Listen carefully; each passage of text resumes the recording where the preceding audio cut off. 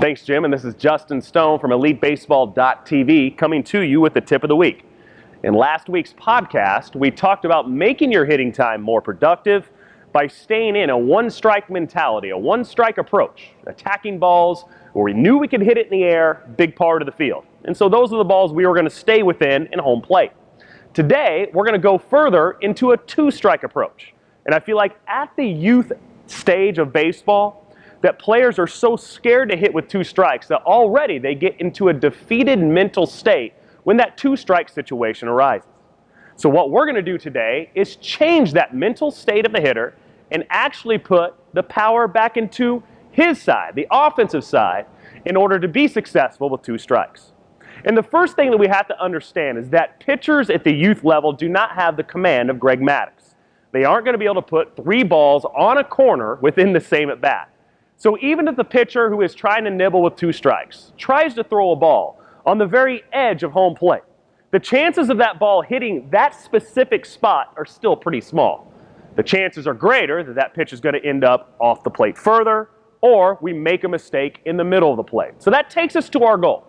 We want to stay alive in the count long enough to hit a mistake. And at the youth level, just about every other pitch is going to be a mistake. The percentages say so. So here's our mentality that we're going to have with two strikes. That's going to flip the role back to the hitter as being in charge still in a two-strike situation. And that we stay in an offensive mindset, ready to attack a mistake with the same mentality that we had in a one-strike count. And if the pitcher happens to throw that perfect pitch on his side, on the corner of the plate, we're going to spoil that pitch. And we have drills that we do for that to train players to keep this specific mindset. So if we know that the pitcher is either going to miss off the plate or we're going to get a ball in the heart of the plate, we're going to be ready to attack and not miss that specific pitch. With two strikes, umpires will call balls two balls in width off the corner, still a strike, on the outside corner, and one ball in width off the inside corner, still a strike. So home plate just went from 17 inches to 21, and that's a lot to cover. So knowing that pitchers throw more off-speed pitches in a two-strike count, we're going to look for the fastball away, and that will help us adjust to an off-speed pitch. So if I'm a right-handed hitter, my mentality here is to hit a mistake hard to the right center field gap. That's my mentality right away, knowing that we're going to see more pitches on the outside part of the plate than we're going to see in. No player, including Mike Trout in the big leagues, can cover all this 21 inches all the time, let alone just the 17 inches of home plate. So if the pitcher does happen to throw a ball in the inside corner in this situation, and he hits his spot, we're just going to try to out-athlete that pitch, put the ball in play, and hope for the best. So we do give something up right here, like we do in any count. We're taking something away from the pitcher, and in this case, we're playing the percentages, and we're taking the inside pitch away. Because percentages say that's the pitch we're going to see the least amount of times.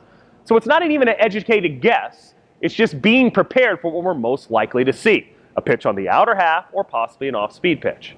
So let's say the pitcher does hit his spot on that outside corner. Here's our mentality of spoiling a pitch.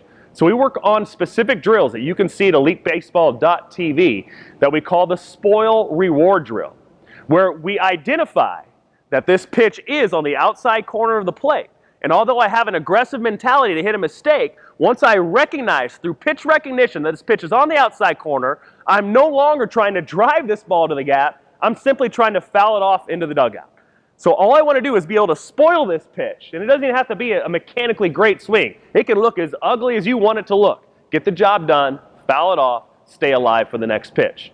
Because from the pitcher's mindset right now, if we spoiled his best pitch, he just threw a ball, dotted the corner, and didn't get us out.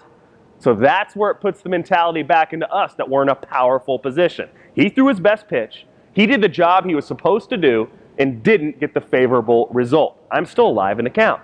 So let's say he tries to double up that pitch once again. And there we go, back to the percentages that say that ball is going to end up well off the plate or in the middle of the plate. And now I've done my job where I've stayed alive in the count long enough to hit a mistake. We just can't miss that mistake. So the spoil reward drill we do in flip, or you can do in live BP if you're good enough to hit your spots, is when a player spoils that pitch successfully and fouls it off, Then the next pitch, we simulate what's going to happen in a game. We throw it right down the middle, and we want our players to be still in that aggressive mindset, attacking mode, and drive the ball in the big part of the field. So that's how we can flip the tables on the pitcher. And this time, still be in control in a two-strike situation at the plate, making us more comfortable to hit with 2 strikes, taking the defeatist attitude out of the batter's box, and staying in a positive mental state. We're still going to attack and mash baseballs with 2 strikes, anticipating a mistake pitch and spoiling the pitcher's best pitch. Staying alive in a count long enough to hit a mistake, and you're going to see your 2-strike numbers rise up and become a much more successful player at the plate and much more confidence each time we step in the batter's box. See those drills on EliteBaseball.tv. And until next week, this is Justin Stone, and I'll see you on the field.